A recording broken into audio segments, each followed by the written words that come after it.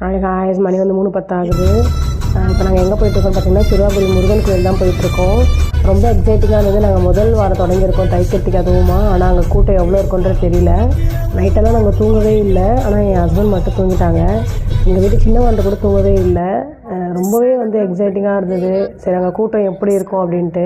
ஆனால் போய் பார்த்தா தான் தெரியுது. கார் பார்க்கிங்கே வந்து 1 கிலோமீட்டர் கிட்ட வந்து கார் பார்க் பண்ணிவிட்டு அதுக்கப்புறமா நாங்கள் வந்து 2 கிலோமீட்டர் ஆட்டோவில் போனோம். ரொம்பவே ஃபன்னாக ஜாலியாக போனோம்.